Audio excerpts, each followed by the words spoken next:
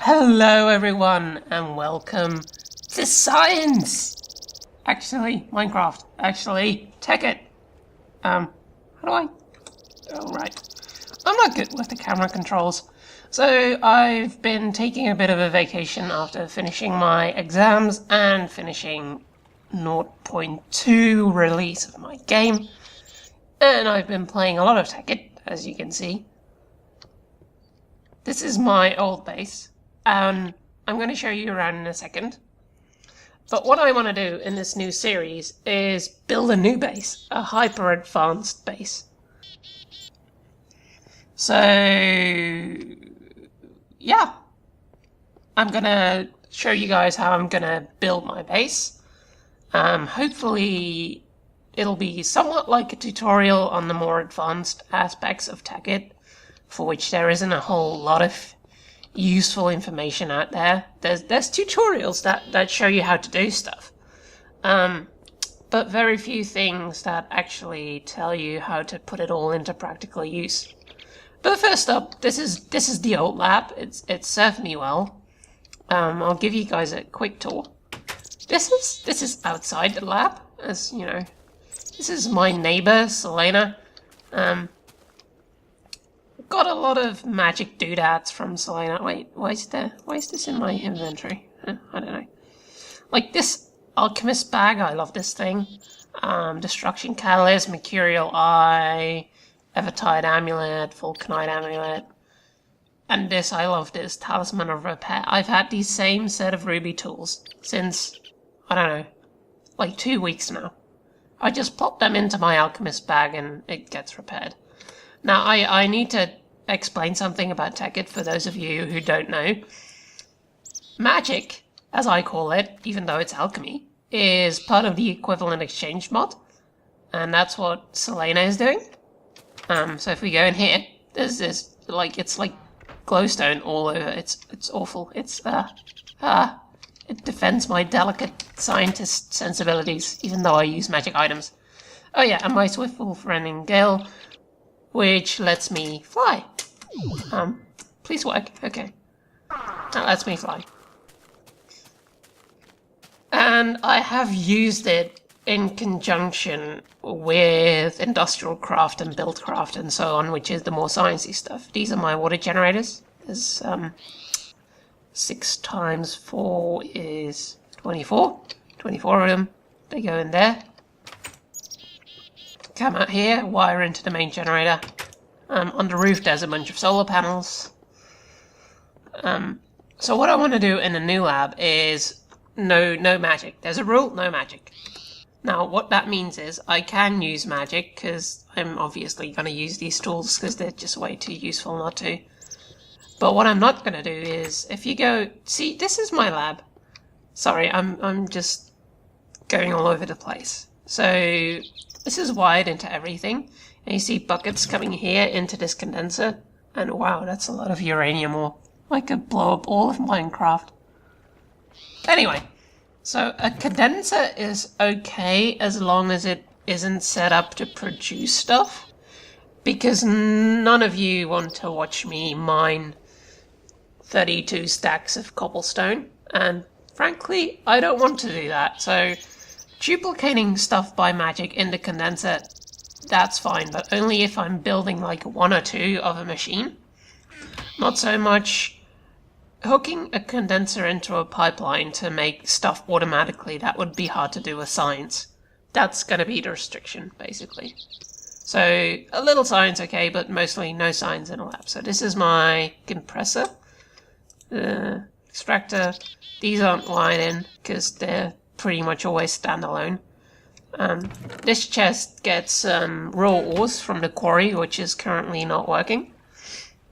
This transposer basically gets ticks from a timer circuit and pumps everything into here. I'm using pneumatic tubes instead of the normal built craft or industrial craft, I'm not sure.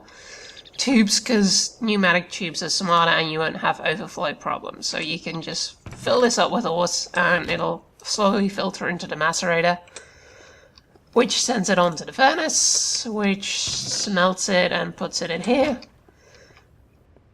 Meanwhile, this is where all the miscellaneous stuff filters in. A lot of this was actually being sent to... well, I'll get to that. This is where other valuable stuff that doesn't need to be smelted goes in. I'm not sure if obsidian still counts as valuable at this point, but whatever. This hatch leads directly to the quarry, also downstairs, but whatever. This chest holds all the scrap that I don't want. Gets piped into the recycler, makes scrap, puts that into this chest, that gets piped under here, into the antimatter the mass fabricator, whatever. It has its own switch because it's not, it basically uses surplus power from my geothermal setup, and that makes a whole shitload of UU matter. This is the main switch. If I toggle this on, you can see all this starts working. So this basically, it also stops this MFSU from piping out energy. Yeah, I have to say, I'm not going to be explaining the basics of Tekkit. If you want a good basic Tekkit overview, you should watch Tekkit with Duncan from the Yogscast. I'll have a link in the description of the video. So this all looks quite good. There's my little upstairs area with beds from when Selena was still living in my lab and being very unhappy, because, you know. And then you go down here and oh my god, what the hell is this? I don't even...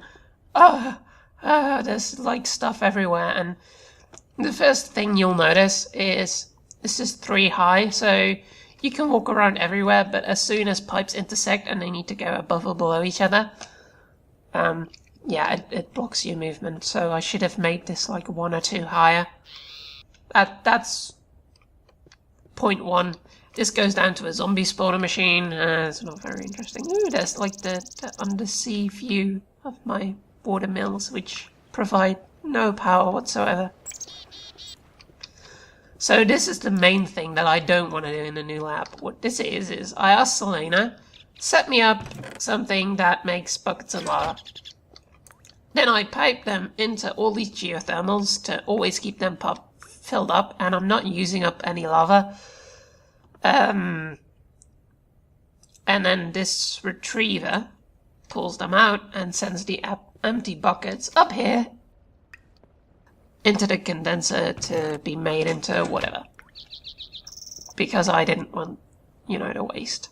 You can reuse those, but yeah. Might as well pipe them into condenser since this thing is always full. And this is just, I don't know, it's just kind of cheating. It's just kind of cheating at Tekkit.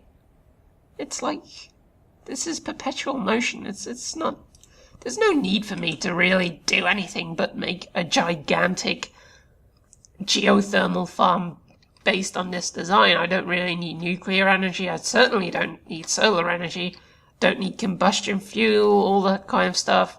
I have so much energy that I run my entire quarry on it. Down here's the quarry. Please don't be frightened by the gigantic holes I made. Yeah, this is the quarry. That one was the final one. It's stopped now. It's powered through these golden conductive tubes from an energy link, which is no longer there because I used it for something else. It used to be over here. So yeah, this is just... It prevents me from doing the science I need to overcome certain troubles, because I can just say, well, let's set up an equivalent exchange array and just make this stuff out of thin air. So that's why I'm going to build the new lab, also because it's just getting a bit cramped and I'm ready for a change. So this is all my crap. There's a lot of stuff. I've made a few ender chests, not to be confused with the normal Minecraft ender chests, as prep for my departure to my new site. So I can just access those with these pouches over here. And I'm going to put on my quantum suit. Now you've seen my skin enough. Yes, I'm vain, I know.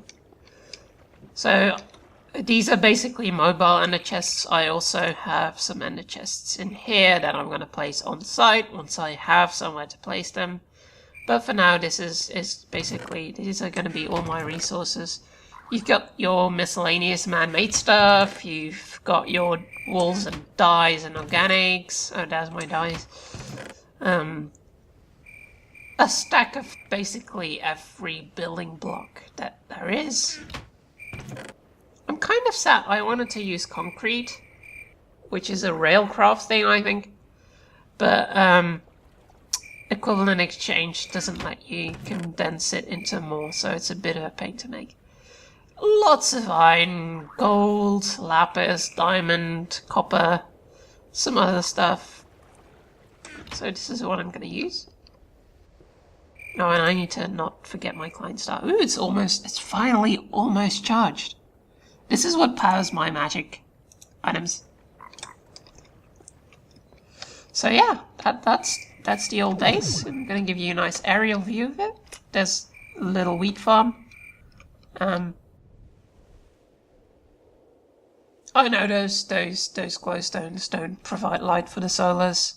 It's just I used to have torches, and then I surpassed torches, and I was like, let's just put some glowstone there. So yeah, this is the old facility. This is my nuclear power plant. These two lights, one indicates that it's on, or it should be on, as in the battery's gone dead and it needs to be refilled. The other one signals whether the actual nuclear reactor is producing power, because if it runs out of uranium while producing power, it'll stop, obviously. So I'll probably explain the same setup here later. I've basically set up these two MFSUs, so it'll fill it up once and then stop, so as to not waste any uranium. But enough about that. That's not why we're here. We're gonna go to the new base. Bit of a flight. It's actually not that far away, because I use teleport pipes to power...